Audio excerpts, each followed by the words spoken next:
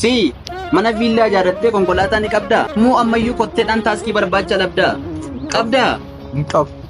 Isa immoo maal ulaagaa godhattee dhuftee teessee na bira? Kan ana bira taa'u qabu sooressa meeqa jira?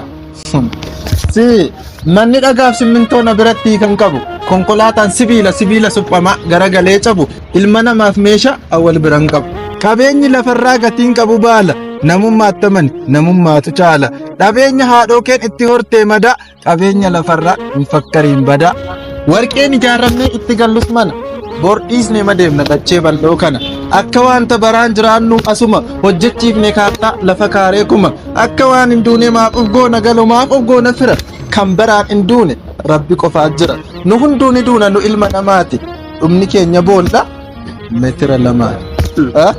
Dhugaa keeti barri jireenya namaa kanarra lafa gubbaa 80 caalu yoo baay'ate immoo dhibba. Qabaachuuf dhabuu keenyatu nutti fakkeessa malee wanta gargar nu hiru.